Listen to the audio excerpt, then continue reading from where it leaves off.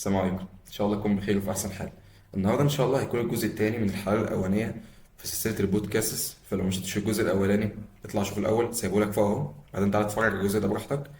الجزء ده هيكون مختلف عن الجزء اللي فات شويه، لان الجزء الاولاني كان مخصص اكتر لفئه معينه وهي فئه طلاب ستيم وخصوصا سنه ثالثه.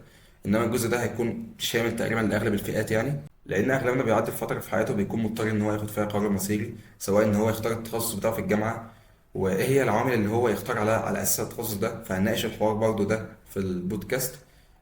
تاني حاجه، خطوة إنك تروح مجتمع جديد وإزاي تتأقلم عليه بسرعة وكده. إيه هي الحاجات اللي أنت تقدر تعملها بحيث إنك إيه ما يكونش الموضوع صعب عليك كواحد لسه رايح في الأول وكده. كمان هنتكلم عن مرحلة اتخاذ القرار بشكل عام، لو أنت مثلا عندك فرصتين وفرصتين كويسين فإزاي إنك تقدر إنك تحدد إيه هي الفرصة الأنسب ليك. فهنناقش برضو الموضوع ده. فيعني الموضوع هيكون دسم بشكل كبير ولكن الحلقة هتكون قصيرة في نفس الوقت. اه بالمناسبة النهاردة المكان اللي بصور فيه مختلف شوية، لأن أنا النهاردة بصور في السكن يعني مش بصور في الجامعة. النهاردة بقى صيام وكده يعني، كل سنة وأنتم طيبين، خلاص العيد داخل أهو.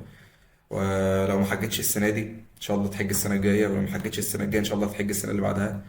وإن شاء الله دايما كده متجمع مع الناس اللي بتحبهم وبيحبوك. فعلشان ما أطولش عليكم بقى، جاهز كوباية الشاي المتينة؟ يلا بينا. اهلا بيك يا سامي مره تانية. أهلا بيك. خلصت بقى، خلصت امتحانات وجينا بقى وقت النتيجه. كنت متوقع تجيب المجموع ده ما شاء الله كده، ولا ما كانش عندك توقعات لحاجه زي كده يعني؟ بص، هو بصراحة هو أنا قبل الامتحانات وكده ما كانش عندي، يعني أنا كنت حاسة إن أنا هجيب مجموع عالي، بس ما كنتش عاملة حسابي إن أنا ممكن مثلا يبقى ترتيب عالي على الجمهورية وكده. بس بصراحة لما بدأت في الامتحانات يعني وبدأت أمشي فيها وكده، أنا كنت عارفة إن أنا بصراحة بطلع من الامتحانات حلة كويس يعني. بعد ما خلصت امتحانات كنت يعني كنت حاسة إن أنا هجيب حاجة كويسة، عشان فعلا ما كانش في امتحان مثلا طالع منه حلة فيه مش أحسن حاجة وكده. فبدأت مم. فعلا أكونسيدر ممكن أكون هجيب مجموع عالي قوي يعني وكده. بس بصراحة قبلها ما كنتش بعمل عشان ارتب على الجمهورية مثلا او كده. انا كنت مم. بس يعني كنت بفكر فيه مثلا ان انا بس عايزة مجموع كويس، يعني ان انا ارتب على المدرسة عشان احافظ على ده، يعني زي اولى تانية وكده. وبس يعني، بس ما كانش ده التارجت الاساسي يعني. طب هل في امتحان معين مثلا طلعت منه ملقلقه مثلا وكده، وقلت الامتحان ده هيوقعني شويه وكده انا، ولا ما كانش فيه؟ هو بص، هو ما كانش فيه قوي يعني. هو الحاجة الوحيدة مثلا اللي كانت وحشة شوية كانت مثلا الفيزيكس اللي هو التي او سي، بس ده كان علينا كلنا، فانا كنت حاسه برضو ستيل التي او سي مش هو الحاجه اللي هتوقعني قوي يعني. بس انا كنت في اليو ار تي مثلا، انا مش عارفه اكتر ما انا محدده حاجه معينه، يعني انا مش عارفه انا حليت. انا عارفه ان انا اقتناعي بحلي فانا حله كويس، بس انا برضو ستيل انا مش عارفه، عشان اليو ار تي ساعات بيبقى يعني ببقى فاكره ان انا حله كويس مثلا، بس بيطلع فيه حاجات تريكات او كده صح. يعني. ف ف دي انا كنت حاسه ان انا حله كويس، بس برضو ما كنتش لسه متاكده يعني قوي. هو طالما طلع من التي او سي مهما كان حلك عامل ازاي، بس طالما ليه قلت كويس نوعا ما، فخلاص الواحد بيطمن نوعا ما يعني من النقطه دي. ايوه بالظبط. مم.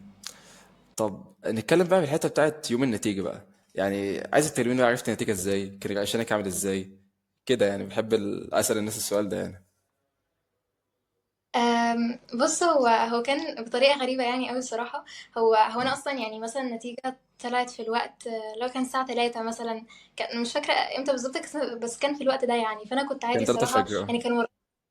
انا كان ورايا اصلا سفر اليوم اللي بعدها، يعني مثلا لو 3 الفجر دي، فانا مسافره مثلا 6، عشان كان ورايا حاجه في مسابقه يعني وكده. فانا مم. نمت عادي يعني. بعدين صحيت كده في نص الليل، يعني كانت بعد ما عدى مثلا نص ساعه او ساعه الا على النتيجه طلعت وكل حاجه. وبعدين فانا مم. بقى كان ساعتها يعني حصل بقى اكشن كتير كده، ان انا كان النت اصلا فاصل. فانا متحمل عندي كل الرسائل وشايفه كل الناس بعتلي رسائل مش عارفه ايه، بس انا مش عارفه الكلام ده على ايه، والنت فاصل عندي، فانا مش عارفه اشوف الناس دي بعتلي كل الحاجات دي على ايه. فبس يعني فضلت كده كتير شويه لحد بقى ما اهلي صحي، وعرفت يعني ارجع النت وكده. وبعدين اول حاجه فتحتها يعني كان ترتيب المدرسه وكده، مم. كنت شفت بقى ان اسمي كان في الاول يعني. فانا ساعتها يعني فرحت قوي، بس ما كانش يعني ايه لسه قوي يعني، لحد بقى ما شفت ترتيب الجمهوريه ده. يعني كان ساعتها ال... ده كان ساعتها الصراحه اللي انبهرت يعني، وفرحت قوي كده.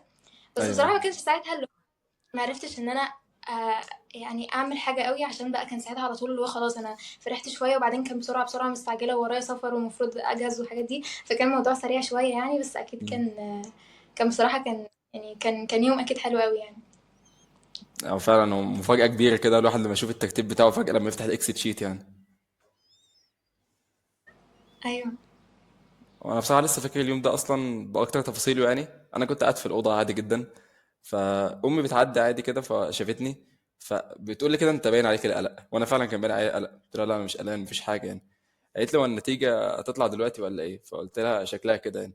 فجاه كده بعدها 5 دقايق رحت واخد الموبايل، رحت جاي يعني.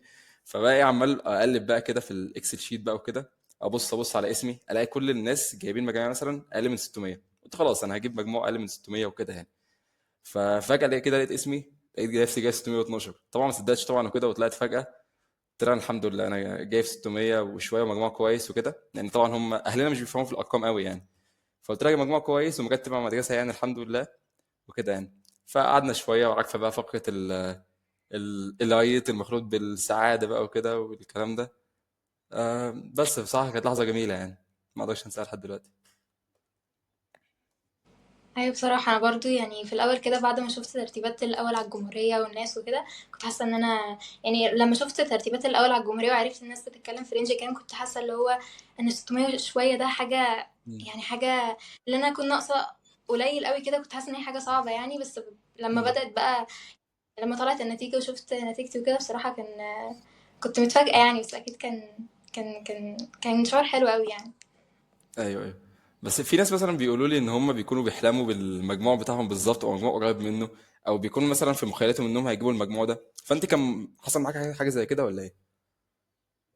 لا لا بصراحة هو انا كان بس كل الناس كانت عمالة تقولي ان انتي هتطلعي الاولى على المدرسة وان انتي هترتبي، وانا كنت مم. شايفة اللي هو ايه ده يعني. اكيد اكيد لا يعني. حتى انا كنت مصورة فيديو لنفسي كده وانا قبل امتحان العربي على طول بقول انا مش عارفة هعمل ايه في كل الناس اللي بتقولي اني هرتب على الجمهورية وانا اصلا مش عارفة ايه وبتاع. مم. وبعدين فانا كنت بصراحة ما كنتش يعني. كان كل الناس اللي حواليا بيبينوا لي كده، واصحابي كلهم كانوا اصلا بيقعدوا يقولوا لي نفس الحاجه.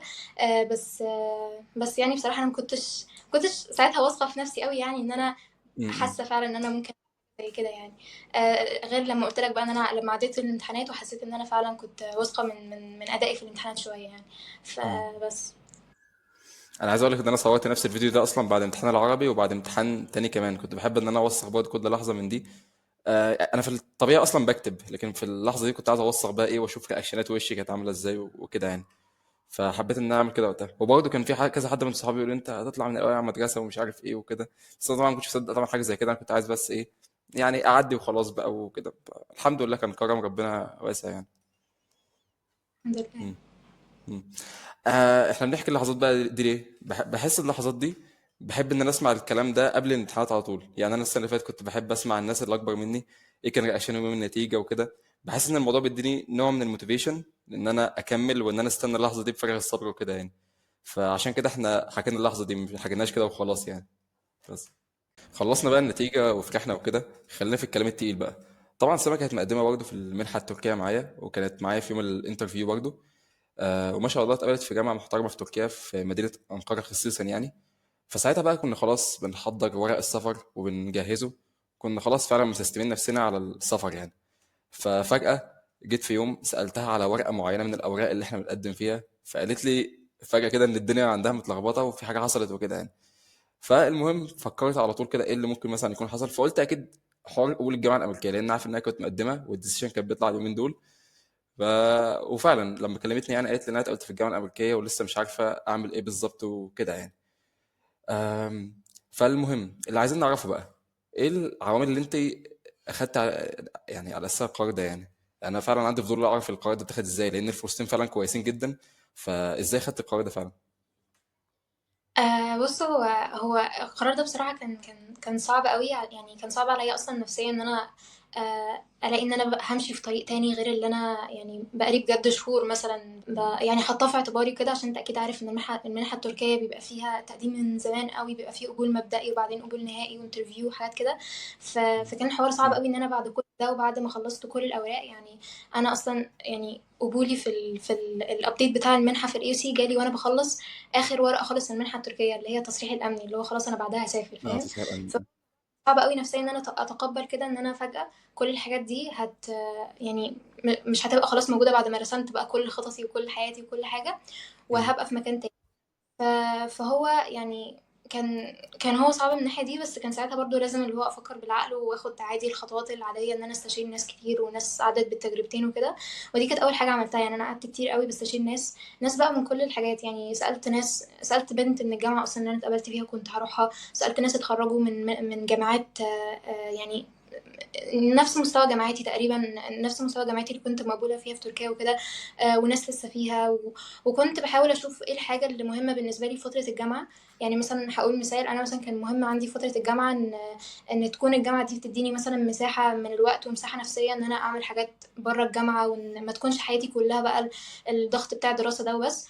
فمثلا كان لازم أمنشن الحتة دي وأنا بسأل الناس وأعرف الأسبكت ده في الناحيتين عامل إزاي. أم، وكان من اكتر الحاجات اللي ساعدتني يعني ان الحمد لله لقيت حد كان نفس الكيس بتاعتي بالظبط، ان هو مقبول في الاي سي وفي نفس الوقت مقبول في الجامعه في المنحه التركيه في جامعه برضو كانت شبه بتاعتي قوي، وكان حرفيا نفس كل حاجه بنفس الميجر بتاعي بكل حاجه. فهو ده اللي كان يعني وضح لي الموضوع اكتر وفعلا هو بصراحه حتى بعد كل الاستشاره والسؤال ده ما كانش ما كانش برضو طريق واضح قوي. يعني اكيد برضو ناس كانت اختلفت، في ناس بتشجع السفر، في ناس بتشجع الاي سي. حتى الحد اللي كان في نفس الكيس بتاعتي كان شايف ان مفيش فرق ما بينهم، وهما فعلا كانوا متقاربين قوي. فبعد المقارنه دي كلها فعلا كان في برضو ان انا مش عارفه اعمل ايه. بس هي الفكره ان انا في الجامعه عندي كان في اورينتيشن دايز كده، رحتها قبل ما ابدا دراسه. يعني هما حرفيا بعتوا لي الميل وقالوا لي تعالي بكره. فانا بقى قعدت الاسبوع ده كله، يعني كنت اللي هو انا كده كده انا مش في الجامعه دي، وكده كده انا مسافره تركيا وعارفه طريقي، بس انا بس هروح كده ايه يعني اشوف الدنيا عامله ايه هناك وكده. شوف الدنيا عامله ازاي. اه.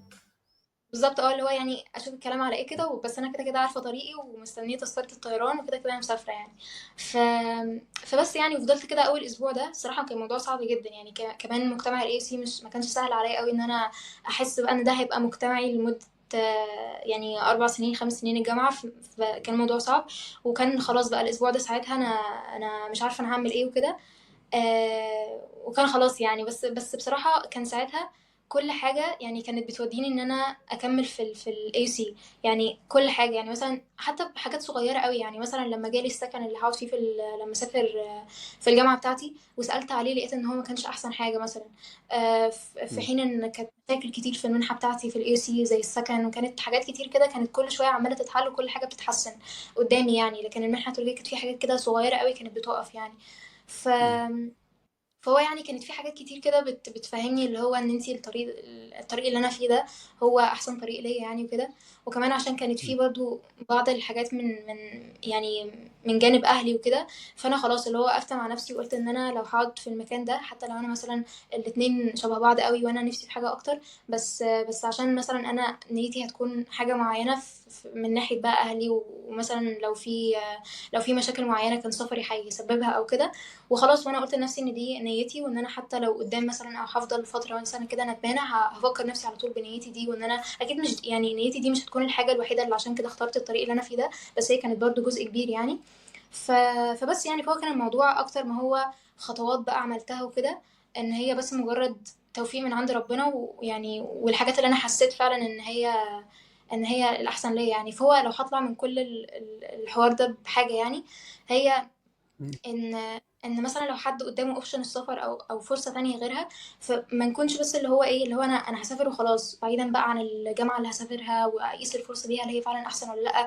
لان برضو على طول ببقى يعني انا مثلا كان بالنسبه لي كل اللي شايفاه في الفتره دي، وبرضه عشان فكره اللي هو يعني grass is greener on the other side، اللي هو انا خلاص انا شايفه ان طريق السفر ده هو كده كده هيكون احسن، وان انا عايزه اسافر وخلاص بقى بعيدا عن هسافر فين، هسافر مم. جامعه ايه او اي حاجه، انا عايزه اسافر وبس عشان ده كان اللي انا عايزاه من زمان. فهو لا بيبقى في اوقات خلاص انا لازم اركن الحاجات دي كده على جنب وافكر فعلا. يعني افكر بقى بالعقل وافكر فعلا انا عايزه ايه.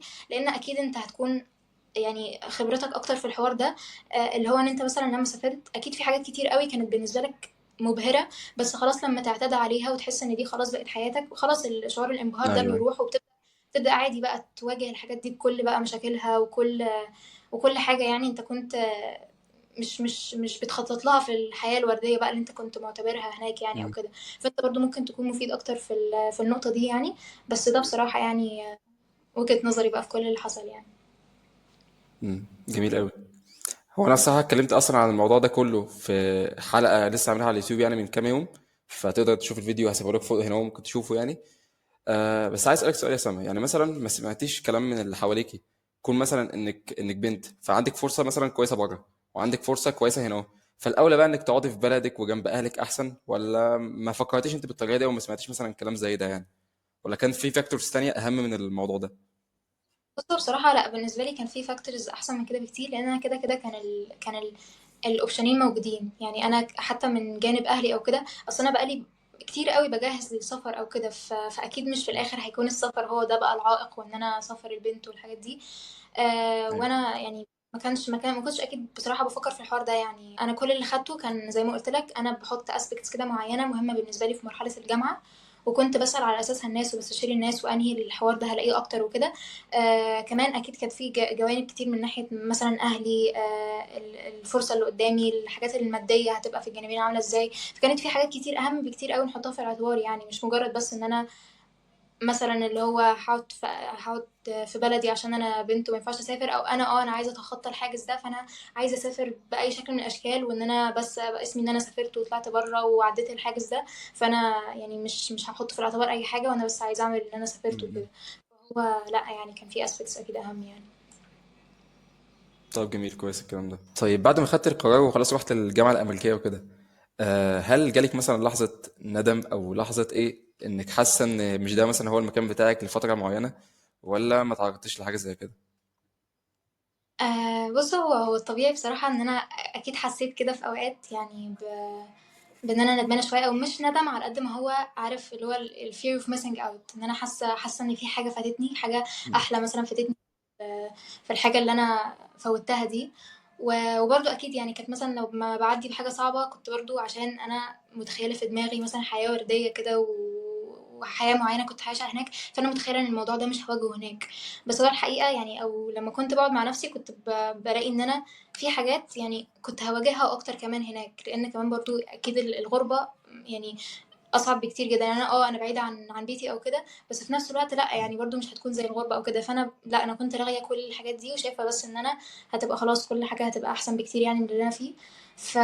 فده كان بيبقى شعور لحظي يعني. بس بصراحه هو الحاجات دي كلها انتهت يعني وانس ان انا خلاص لغيت المنحه التركيه. هو كان صراحه يعني كانت حاجه صعبه قوي عليا يعني، بس خلاص ان مم. انا وانس لغيتها وعرفت ان خلاص الاوبشن ده اصلا ما عادش موجود عندي، انا خلاص لغيتها. ف فلا يعني ساعتها خلاص بقى بدأت أقتنع إن هو ده طريقي وده اللي أنا المفروض أمشي فيه، ومفيش خلاص أي أوبشن تاني. بالنسبه بقى لسيره المجتمع وكده، ازاي قدرت انك تتاقلمي مع مجتمع اليو سي بسرعه وكده؟ وهل قدرت انك تعملي صحاب وعلاقات كده بسرعه، ولا الموضوع اخد وقت كبير عشان تقدري انك تعملي كده؟ لان مثلا في ناس صحابي بيروحوا اليو سي والموضوع بياخد فعلا معاهم فتره ان هم يقدروا يتاقلموا على الوضع الجديد ده، فعايزك تكلمي كده ايه عن التجربه سريعا يعني. بص، هو بصراحة حوار الأصحاب بالذات يعني هو أكتر حاجة بتاخد وقت. يعني أنا مثلا كنت داخلة عادي بحاول إن أنا أكون مثلا فريندلي وعلى طبيعتي كده وسوشيال، يعني أكتر حاجة عشان ألاقي ناس يعني على طول حواليا وكده.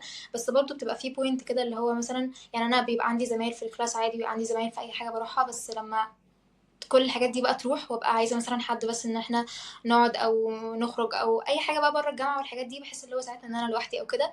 بس هو يعني هو فعلا الموضوع بياخد وقت، وانا بصراحه كنت متقبله الحوار ده قوي. يعني هو كان اكيد صعب عليا شويه، بس كنت متقبله ان انا عادي ممكن اطلع من اول ترم او من اول سنه كمان انا لسه مثلا ما عنديش صحاب قريبين او كده.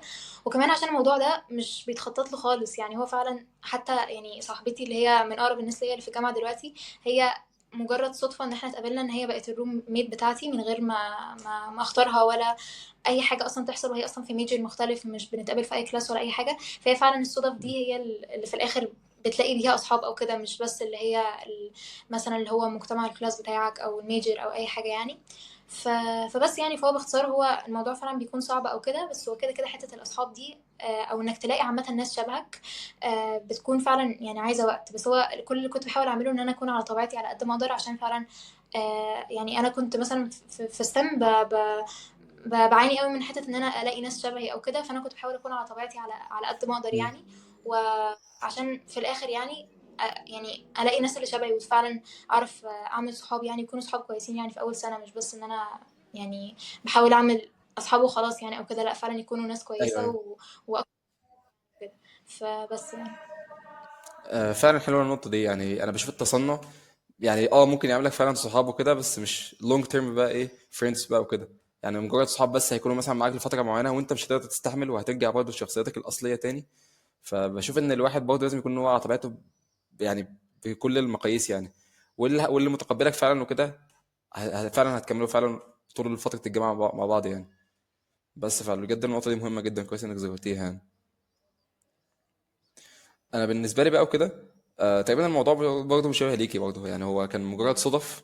يعني خلتني فجاه حاسس ان انا ايه، حواليا ناس ومع ناس بقى كتيره وكده يعني. يعني مثلا بحس ان موضوع التاقلم برضه بيرجع اكتر لشخصيه الواحد. يعني بحس ان شخصيتي مثلا وكده شخصيه انها بتتاقلم بسرعه مع اي بيئه هي بتروحها وكده. يعني مثلا كان في ستيم، كان هنا، فما كانش الموضوع تشالنجينج قوي بالنسبه لي يعني. انا لسه هقول التشالنج بقى ايه اللي بجد كان ايه يعني. آم، بس مثلا الفكره ان السنه دي عملت ايه. انا اول ما جيت السكن ودخلت الاوضه بقى وكده، انا كان معايا واحد يمني حبيب، اخويا من اليمن يعني. ومعايا اتنين من افريقيا، واحد من الكاميرون وواحد من رواندا. فايه يعني توليفه حلوه، واحد بيتكلم عربي واتنين بيتكلموا، واحد بيتكلم انجلش والتاني بيتكلم عربي. فكان بصراحه التوليفه حلوه جدا يعني، وكلنا كمان كنا هاديين يعني حابين الاوضه وكده. و بس فكان الموضوع بصراحه حلو جدا يعني. بالنسبه بقى لبره الاوضه، كان حرفيا السكن اصلا اغلبه عرب، اغلبه عرب بقى ايه ومصريين وكده. فبرضه ما حسيتش برضه بمعاناه وكده يعني. فانا بشوف ان اول فتره في اي تجربه انت رايح عليها، لازم تكون في الكومفورت زون كده ايه معينه وكده. تكون في كومفورت زون بقى ايه، تبدا انك تاخد على المكان وكده. هم دول الناس اللي هيساعدوك فعلا انك تاخد على المكان، وانك تاخد وتدي مع البيئه اللي حواليك يعني. ولكن بعد فتره معينه لازم برضه تطلع من الكومفورت زون دي، يا اما انت هتروح التجربه على الفاضي. يعني مثلا تنزل الشارع وتتعامل وكده، مش هتقدر انك تتعامل مع اهل البلد طبعا، لانك انت كنت في وسط حرفيا مجتمع كانك عايش في مصر بالظبط، عايش مع عرب وبتتكلم عربي او انجلش بس. بس ما اكتسبتش اي حاجه حرفيا.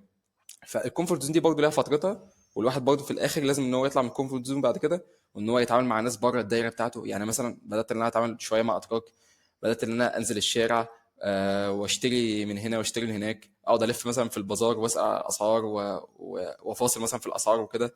يعني حتى لو الموضوع اصلا يعني ملوش لازمه بالنسبه لي، او أنا مش هشتري حاجه، بس انا ايه عايز بس ازود ايه التعامل بتاعي، واللي انا ايه يكون عندي كونفيدنس في التعامل مع اي حد يعني. ما يكونش عندي الجاب بتاع اللغه دي يعني. لان فعلا اكتر جاب انا شايفه في الموضوع ده هو جاب اللغه. يعني الثقافه بقى والحاجات اللي احنا عارفينها دي، بس اكتر فعلا جاب هي اللغه. لان فعلا اهل البلد هنا هم مش بيتكلموا غير اللغه بتاعتهم، بس مش بيتكلموا انجلش بقى ولا اي حاجه. فيا اما تركي يا اما مش هتتكلم بقى، يا اما جوجل ترانزليت بقى طبعا، والاوبشن ده مش حلو خالص يعني. لان طبعا اهل اي بلد بيحبوا ان هم يتكلموا باللغه بتاعتهم، ويشوفوا اللي قدامهم بيتكلم باللغه بتاعتهم برضه كمان. آم، بس مختصر الكلام بس، ان لازم تطلع بره الكومفورت زون بتاعتك في اقرب وقت يعني. وانك تتعامل مع ناس برضه ايه، تحاول برضه توصل برضه ناس برضه قريبين على عقليتك وكده. ما قلتش برضه ان انا ايه اروح اتعامل مع ناس مختلفه عني قوي بقى وكده. ف بس فلازم برضه ان احنا نوفق بين الموضوعين يعني. دلوقتي بقى حابين نتكلم على الدراسه في الجامعه عامل ازاي. يعني اول ترم عدى معاك ازاي وكده. وهل اول سنه بتكون اعدادي ولا بتخش على التخصص على طول؟ عشان بصراحه مش عارف المعلومه دي. بص، هو الموضوع يعني هشرح لك الموضوع يعني باختصار عشان هو موضوع كبير شويه. بس انا مثلا بالنسبه لي، فانا مش يعني كونسبت اللي هو تخصص او كده، بس اللي هو زي فكره كده سنه اعدادي، اللي هو انت بتدخل تعمل حاجه معينه، فتدخل في تنسيق معين عشان تدخل التخصص بتاعك. هو ما كانش كده قوي، عشان انا داخله اصلا declared في الميجر بتاعي اللي هو computer engineering from the gate. يعني مش محتاجه افولفل اي requirements، ولا محتاجه اعمل اي حاجه. بس معظم الناس بقى بتكون مثلا لو هي اصلا داخله undeclared، او داخله في ميجر مش الميجر اللي هي عايزاه يعني وتكمل فيه. يعني مثلا حد مقبول ميكانيكال بس هو عايز قدام يحول كمبيوتر مثلا او حاجه، فبيبدا ان هو بيقعد مثلا اول سنه او حاجه بيحاول يجيب الجي بي اي اللي هو ريكوايرد للميجر ده، ويقدم عادي على ابلكيشن يعني، وبعدين يدخل الميجر ده. فهو بتبقى يعني هي مش بالظبط عندنا زي سنه اعدادي بقى في كليه هندسه بره او كده. بس هي حاجه مشابهه برضو، ان انت بتبقى محتاج تجيب جريدز معينه وجي بي اي معين عشان تدخل الميجر المعين ده، وبيعتمد برضو على اللي هو الاقبال الناس على الميجر ده عامل ازاي والحاجات دي. بس انا بصراحه دي ما كانتش الكيس بتاعتي، عشان زي ما قلت لك انا اصلا داخله ديكليرد في الميجر بتاعي، وده اللي انا كنت مقدمه فيه يعني from the gate. فما احتاجتش الحمد لله يعني ان انا اعمل اي حاجه وكده. فبس يعني. بقى جميل، فهمت الفكرة. طيب عايزين نتكلم بقى عن المنح بتاعة الجامعة. يعني ازاي الواحد ان هو يكون كواليفايد ليها. ايه المنحة اصلا اللي الجامعة بتقدمها كلها؟ عايزك تكلمني عن منح السبونسرز بقى والمنح تبع المؤسسات وكده، يعني عايزك تكلمني عن المنح كلها. بص، هو منح ال AUC كتير، يعني كتير قوي. بس هقول لك يعني اللي انا اعرفهم وكده باختصار. هقول لك الاول ازاي ان مم. حد يكون كواليفايد ليها. فبص، هو يعني هحط على جنب اللي هي تومورز ليدرز، يعني عشان دي تقريبا احسن واصعب منحه فيهم. يعني انا هتكلم عن الحاجات العاديه اللي انا عارفاها، زي USAID مثلا، والمنحه بتاعتي اللي هي اكسلنس وPSSF، والمنح اللي هي الدونرز والحاجات دي. ف فانا يعني هي بس مجرد ان انا لاحظته، يعني ان هي بصراحه مينلي بتعتمد على مجموعه ثالثه ثانوي. لان يعني هو اكيد مش صدفه مثلا ان انا كل اوائل الجمهوريه يعني معانا في الجامعه، وفي نفس الوقت مثلا معظم الناس اللي اتقبلت مم. فهي مثلا من اول 100 على الجمهوريه او حاجه. يعني فاكيد هو المجموع بيفرق بشكل كبير يعني في المنح دي في AUC وكده. بس برضو هي يعني بصراحة هي مش صعبة قوي بالنسبة للحاجات في الابليكيشن وكده. هي بس محتاجة ان انت تكون عامل حتى لو حاجات بسيطة، يعني مثلا اللي هي الكوميونتي سيرفيس، الاكسترا كوريكولار اكتيفيتيز، واللي هي ان انت بس تبقى عارف تديفاين كده الهوبيز بتاعتك والسكيلز والحاجات اللي انت عملتها وكده. فهي بصراحة الابليكيشن بتاع الاي سي مش صعب قوي ان انت مش زي مثلا US او الحاجات دي. هو اكيد اسهل بكتير قوي من الحاجات دي. بس مم. يعني بس هو زي ما قلت، هو انا مثلا او اتليست في دفعتنا، يعني انا مش عارفه بصراحه في الدفعات اللي فاتت كانت الدنيا عامله ازاي واللي جايه عامله ازاي. بس انا لاحظت في دفعتنا ان هو كان المجموع يعني عامل كبير قوي يعني في القبول وكده. آم، فبس زي ما قلت، يعني هي دي المنحة اللي انا عارفاها، اللي انا ذكرتها. وفي بقى اللي هي تومورز ليدرز، يعني دي تعتبر يعني احسن اصلا منحة فيهم يعني، واصعب واحدة كمان. يعني هي كومبetitive جدا. ف بس هي محدش بيتقبل فيها اصلا يعتبر. بالظبط. هما تقريبا اتنين او حاجة يعني. بس هي ستيل يعني هي مش مم. قليلة. يعني احنا معانا تقريبا اتنين من ستيم معايا في الجامعة، يعني تومورز ليدرز وكده. ده غير الناس العرب الكتير يعني التانيين وكده. ف... فهي برضو فرصة كويسة جدا، يعني لازم حد يحاول فيها، يعني لأنها فعلا تستاهل قوي. يعني بصراحة أجمد بكتير يعني قوي.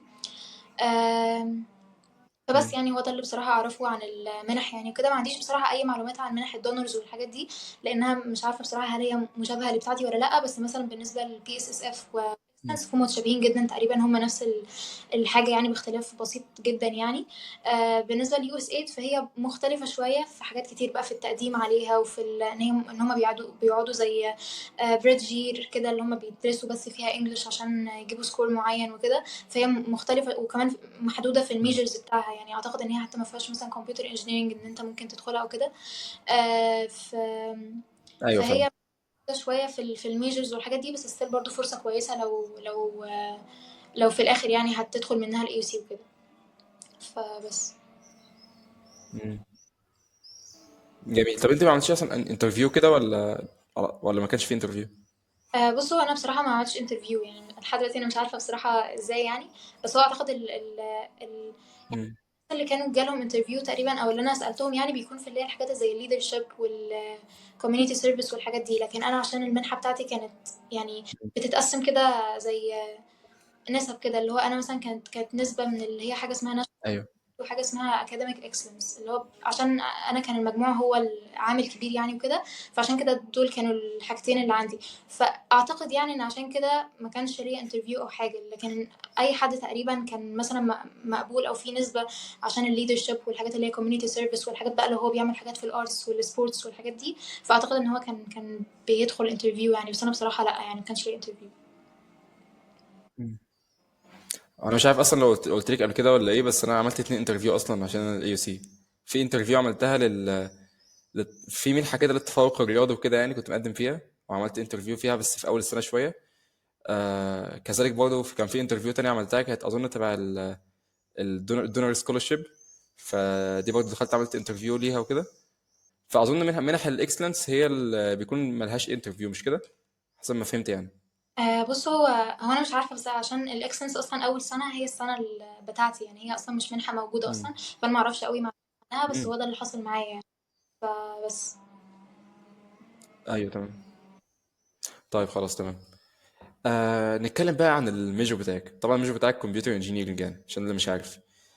فهندسة حاسبات، تفتكري هي لمين بالظبط، وانت اخترتها على اساس ايه وكده يعني؟ فكلميني برضه عن اختيارك للميجور برضه والمرحله دي وكده، ولا الموضوع اجى ازاي يعني؟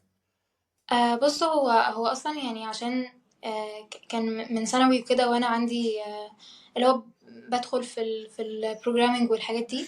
فكنت اصلا يعني من مم. زمان وانا حاسه ان هو ده الحاجه اللي انا بحبها، وهي الحاجه اللي انا عايزه اكمل فيها او كده. وفعلا يعني اكتر حاجه كنت بحس ان انا passionate بيها وكده. فانا كنت اللي عارفاه ان انا مش هطلع بره كمبيوتر ساينس وكمبيوتر انجينيرنج. واكيد كنت يعني كنت اكيد عملت سيرش بتاعي وبحثت على اليوتيوب كتير، مثلا هو الميجر ده بتاع مين اللي يدخل الميجر ده في الاخر هشتغل ايه، واكيد حاجات كتير يعني زي كده. وسالت ناس برضو خريجين من ميجر زي كده. فبس لما دخلت الجامعة يعني كان قدامي بقى اوبشن اللي هو كمبيوتر ساينس ولا كمبيوتر انجينيرنج. فبس اللي عملته ان انا بدأت اقارن يعني الكورسز اللي انا هاخدها في ده وفي ده. وحسيت ان كمبيوتر انجينيرنج بالنسبة لي هيكون يعني برود اكتر، وهيكون باخد فيه حاجات يعني هتفتح لي حاجات اكتر يعني وكده. لانه مش بس هيكون مركز يعني على السوفت وير وكده. فبس يعني فهو ده كان اختياري يعني مبني على ان انا اصلا بحب الحاجه دي من زمان، وان انا عندي تجربه فيها يعني. ولما دخلت الجامعه وكان قدامي اوبشنين يعني ما بينهم وكده، وكانت في برضه اوبشنات تانية مثلا زي داتا ساينس وحاجات كتير برضه فيها بروجرامنج وكده، بس بطرق مختلفه يعني. فبدات ان انا ادخل بقى واشوف الكورسز واشوف يعني نظام الميجر ده ايه، والناس بتطلع منه ازاي وكده. وبدات ان انا اقارن بينهم يعني. ف... فبس هو ده اللي انا عملته يعني. عظيم أوي. انا برضه حابب ان انا اتكلم برضه عن مرحله اختيار الميجور بتاعي. انا زي ما قلت تقريبا ذكرت ان انا الميجور بتاعي اندستريال انجينيرنج. انا بصراحه كده في سنه تانية قعدت فتره كبيره ان انا ادور على الميجور بتاعي وكده، قعدت حوالي 3 شهور تقريبا ادور بس. كنت كل يوم امسك مثلا تخصص مثلا هندسه وكده واقعد ادور فيه، اشوف فيديوهات على اليوتيوب، اعمل سيرش على على جوجل بقى، واشوف السالاريز مثلا بتاعت كل شغلانه، اشوف ايه المواد اللي بيدرسوها في كل تخصص وكده. وكنت بشوف بجد تفاصيل كل شغلانه بتعمل ازاي وكده، يعني بشتغل فين وبشتغل ازاي. بجد كنت فصلت كل حاجه بالتفصيل يعني. وكنت عامل كده زي وورد كده عندي، كنت مجمع بقى فيه كل الحاجات دي. بعدين بقى دخلت على مرحله بقى ان انا اسال بقى ناس فعلا في التخصصات دي وكده. انا بصراحه ما قابلتش حد اندستريال، فعشان كده اعتمدت على السيرش بتاعي بس. ولكن بقى في نهايه المطاف خالص استقريت على 3 ميجرز. 3 ميجرز بجد غريبين جدا، يعني مثلا مش حاجه اللي هو ايه كلنا عارفينها وكده. اول ميجر انفيرمنتال، تاني ميجر ماتيريال انجينيرنج، وتالت ميجر اندستريال. فقعدت ادور في كل واحد شويه. ولما جيت بقى ايه اقدم على المنحه التركيه، فكنت ببص فلقيت ماتيريال انجينيرنج محدود شويه، مش موجود في كل الجامعات. فكبرت دماغي بصراحه منه، وانا اصلا كنت بفضل الاثنين التانيين. فخلاص يعني خليتني في اتنين بس. انا كنت بصراحه حابب الانفايرمنتال، لان انا كنت بعمل اصلا مشاريع لها علاقه بالبيئه بقى وكده. فكنت حابب بصراحه الموضوع ككل يعني، ودورت برضه كتير ولقيت الموضوع كويس يعني. ولكن في نهايه المطاف خالص بقى استقريت على الاندستريال. اخترت اندستريال ليه؟ لان انا لقيت ان الاندستريال بتخلط ما بين البيزنس والانجينيرنج في نفس الوقت. وانا اصلا انا بجد انا بحب فعلا البيزنس جدا يعني وكده، بحب الماركتنج بقى والحاجات دي يعني. وفي نفس الوقت انا بحب الماث وبحب الهندسه وكده، فمش عارف انا كنتش عارف ازاي ان انا ممكن اخد الحاجتين دول في نفس الوقت يعني. فلما لقيت ان الميجور ده فعلا بيعمل كومباين او بيخلط بين الحاجتين دول، فعلى طول بصراحه توكلت على الله وقلت خلاص انا اختار الميجور ده. وفعلا سالت كذا حد وفعلا قالوا لي التخصص زي اللي في دماغك بالظبط يعني. وبتطلع منه مثلا تشتغل في مصانع وبتشتغل في شركات. فخلاص لقيت الموضوع هو فعلا هو اللي على مزاجي بالظبط يعني. لان انا مثلا كنت بدور في تخصصات زي ميكانيكال والكتريكال بقى والكلام ده كله. مش عارف يعني انا يعني شاطر في الحاجات دي، شاطر في الفيزيكس، شاطر في الحاجات دي. بس مش حاسس ان انا هخش اكون متميز فيها قوي. وغير حالة التميز كمان مش حاسس ان انا هيكون الحاجه دي هي الحاجه اللي انا باشنت بيها او الحاجه اللي انا بحبها يعني. فبس دي بصراحه كانت مرحله اختياري للاندستري يعني. بس فعلا الاختيار ما جاش غير ما انا عملت سيرش على كل حاجه. وفعلا حسيت ان انا واخد قراري بنفسي انا، لان انا فعلا دورت في كل حته خلاص على عشان انا اختار القرار ده يعني. مم. آم، بصراحة يعني. بس وفعلا حصل اللي حصل واتقبلت في المنحه يعني بالتخصص ده. مم. انا كنت بتقول ايه؟ اقول بس حاجه اللي هو يعني ان الحد برضو يعني من اللي انت قلته برضو حاسه ان انت اكيد بتفرق ما بين الحاجات اللي انت مثلا شاطر فيها والحاجات اللي انت بتحبها والحاجه اللي قدام اصلا هتنفعك مثلا هتكون عايزها وكده. ف بالظبط. فمهم مم. اكيد ان الحد برضو يحدد الحاجات دي، ان اكيد مش اي حاجه بحبها هي الحاجه اللي مثلا هتكون قدام في الشغل، والحاجات دي هي انسب حاجه ليا. ومش كل يعني مم. واكيد الحاجه اللي انا شاطر فيها دي لازم هتبقى يعني حاجه عامل مثلا مهم اكتر بكتير من الحاجه اللي انا بحبها قوي. فهو لازم كده مم. تخلي يعني كومباينيشن كده ما بين كل حاجه، وتعمل سيرش كويس قوي. ما تعتمدش بس على اللي هو ان انا حاسس من زمان ان انا مثلا دي انسب حاجه ليا. لان في حاجات كتير قوي، مم. ميجرز كتير قوي لما سرشت ولقيت الناس دي بتشتغل فين او كده. طلعت ان انا فاهمه اصلا الميجر ده كله غلط، او يعني فاهمه الشغلانه دي اصلا كلها. ايوه ايوه، حصلت معايا صح. الميجر ده هيطلعني اعمل حاجه، وطلع مم. اصلا هو بيطلعني اعمل حاجه تانية خالص. فهو بصراحه السيرش مهم قوي في حوار الميجرز ده يعني. فبس. ايوه فعلا، وبعد السيرش فعلا المفروض الواحد يسال ناس دخلوا فعلا التخصص ده، لان فعلا ممكن حاجات تكون انت سيرشت عليها ولقيتها بطريقه معينه، ولكن على ارض الواقع وكده والشغل العملي بيكون الموضوع مختلف خالص يعني. فعشان كده بجد برجح ان الواحد يسال فعلا ناس كتير التخصص فعلا عامل ازاي في الجامعه. يا ريت برضه الواحد يسال برضه ناس اتخرجت من الجامعه. يعني انا سالت فعلا بس انا لما جيت تركيا بقى سالت عن الموضوع ده، سالت ناس اتخرجت بقى فعلا من اندستري يعني. هل هم بيشتغلوا ازاي بقى، ايه بياخدوا الماسترز بتاعتهم فين. في ناس فعلا اعرفهم بياخدوا ماسترز وفي نفس الوقت بيشتغلوا يعني. فبجد الموضوع شجعني وعرفت بقى ايه هعمل بالظبط في الجامعه يعني. بس فبحب اشوف الناس اللي نفس حالاتي بالظبط. لاني باخد الكيسز دي بحاول اخد منها الحاجات الكويسه واعملها برضه في الطريق في الوقت بتاع الجامعه يعني. بس كويس. حابب اختم الفيديو بقى ايه بسؤال تخيلي شويه. خلينا نتخيل مثلا كده ان انت لو ما دخلتيش هندسه حاسبات، او ما دخلتيش هندسه اصلا من الاساس يعني، كنت ممكن تطلع ايه يعني؟ هل في حاجة مثلا كنت بتحبيها طول عمرك وكان ممكن انك تطلعيها بدل هندسة، ولا ايه؟ بص، هي حاجة غريبة شوية، بس أنا أصلا يعني طول عمري مثلا لحد قبل ثانوي فترة مثلا أو إعدادي أو كده، كنت حاطة في دماغي إن أنا كده كده هطلع دكتورة بيطرية يعني. ف مم. يعني هو ده كان مبني على حاجات كتير يعني، وعلى حاجات برضو في طفولتي عامة، وحاجات كتير يعني كنت مم. من الحاجات مثلا بتفرج عليها أبسط حاجة وكده يعني. ف... فبس يعني، بس هو يعني في حاجة ريليتد شوية بالحوار ده يعني، احنا اتكلمنا عليه، اللي هو في ان انا ليه فعلا ما كملتش في حاجة زي كده، مع ان لحد دلوقتي دي من اكتر الحاجات اللي انا متأكدة ان انا ممكن امشي فيها او اعمل فيها اي حاجة يعني. هي حتة ان احنا برضو نفرق ما بين الحاجة اللي هتبقى فيها دراسة وشغل وحاجات قدام، والحاجة اللي انا بحبها يعني. مثلا يعني ابسط حاجه، لما قعدت اتكلمت مع نفسي قلت ان انا مثلا حبي مثلا للحيوانات، او ان انا عايزه يعني اعمل اي حاجه في الجانب ده في حياتي يعني. مش هيتعارض مع ان انا مثلا اكون في كليه تانية، او ان انا مثلا بشتغل شغلانه تانية، فاهم يعني. هي حاجه انا بحبها وكل حاجه، بس انا في اي وقت اقدر اعملها، وممكن بوسائل كتير قوي اعرف برضو احقق مثلا لو عندي تارجت معين في الحوار ده او كده. ف... مم. فبس يعني في ده يعني، هي ريليتد شويه بالنقطه اللي احنا اتكلمنا فيها يعني. بس هو ده بصراحه، ان لو انا ما كنتش في هندسه، فانا اعتقد ان انا اكيد يعني كنت هبقى دكتوره بيطريه يعني. جميل، إجابة غير متوقعة الصراحة يعني. أم... لازم أجاوب على السؤال يعني. طيب خلينا نجاوب. هو أنا بالنسبة لي الصراحة كنت برضه بفكر إن أنا أطلع برضه دكتور وكده. كان من كام سنة كنت حاطط في دماغي إن أنا إيه هطلع دكتور اللي هو علاقه بالسايكولوجي وكده، دكتور نفسي يعني. لان انا كنت بحب فعلا السايكولوجي جدا واصلا بحب اسمع الناس وكده. انا من النوع اصلا اللي بحب اسمع اكتر ما اتكلم يعني. ففعلا كنت بفكر في الموضوع كتير وجبت فعلا كتب وقريتها. قريت كتب عن لغه الجسد وازاي اقرا لغه الجسد اللي قدامي وكده، وبحب فعلا إن أنا اتشالنج نفسي ان انا اقرا لغه الجسد اللي قدامي، وهل اشوف اللي هو كلامه بيتعارض مع لغه الجسد بتاعته. كنت بحب اشوف فيديوهات على اليوتيوب عن الموضوع ده يعني. ففعلا الموضوع ده كان انترستي جدا بالنسبه لي يعني. ولكن بقى ايه جيت في مرحله اتخاذ القرار بقى اللي بجد يعني في تانية ثانوي كده. قلت هل دي فعلا حاجه انا عايز اشتغلها في المستقبل، ولا مجرد حاجه انا بحبها وممكن مثلا اخدها كهوايه او اخدها كمجال بس ان انا اقرا فيه وادعم مثلا نفسي فيه خلاص يعني. ففعلا لقيت انه مجرد بس حاجه انا بحبها، وانا فعلا ممكن ان انا ايه اقرا بس فيها كتب. انا حاليا فعلا بقرا كتب يعني، في كذا كتاب قراته وبقرا برضه في كتاب حاليا يعني عن السيكولوجي وكده. بس فبحب فعلا الموضوع فالى جانب الهندسه، فبرضه بقرا في الموضوع ده برضه مكمل فيه يعني. فساعات برضه بيكون في يعني باشنز كده حوالينا، ولكن محتاجين ان احنا نحدد هل هي فعلا حاجه انا هشتغلها بعدين، ولا في حاجه هي اهم وحاجه انا اقدر فعلا ان انا اشتغلها واكون مبدع فعلا فيها اكتر وكده. لان فعلا كنت ممكن اخش فيها وما كنتش مبدع فيها قوي يعني. في ناس فعلا ممكن يكون احسن مني في الموضوع ده، انا مجرد بس بشنيت للحاجه دي بس مش مبدع فيها قوي يعني، او ما اقدرش ان انا اطلع احسن حاجه فيها يعني. في حاجات تانية احسن. آه بس فده التجربه بتاعتي يعني.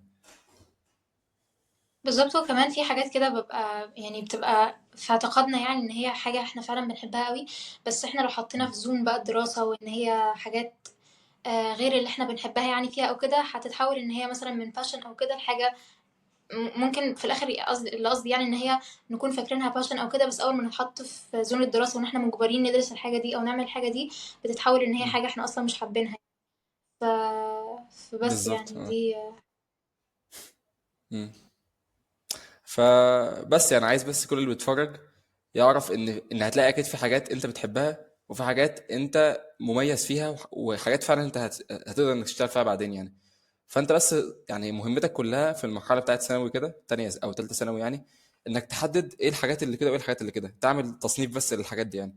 وساعتها هتقدر انك تحدد التخصص بتاعك، وتقدر انك تحدد كل اولوياتك في الحياه عامه والحاجات اللي بتحبها. بس في الفتره دي مهمه بصراحه في تحديد الحاجات دي يعني. اظن ان احنا خلاص كده خلصنا كل اللي عندنا. عندك اي حاجه زي دي يا سما؟ لا لا كده تمام، اتمنى ان شاء الله ان احنا اللي قلنا ده يعني يكون مفيد لاي حد. بصراحه يعني هو مفيد جدا، انا نفسي اصلا استفدت ويعني واستمتعت بجد بالنقاش يعني النقاش فتح لي كده حاجات كتير انا كنت حابب ان انا اتكلم فيها وكده. فبس كان نقاش مثمر جدا يعني شكرا جدا يا سما على اللقاء ده يعني. اتفضل. بس كده خلاص خلصنا الفيديو. ما تنسوش بقى ايه تعملوا لايك واشتراك في القناه. وبرضه شاركوه مع اي حد من اصحابكم لو حاسين ان انتوا استفدتوا بحاجه وهما محتاجينها، وبس. واستنوا بقى الفيديوهات الجايه. بس كده، مع السلامه.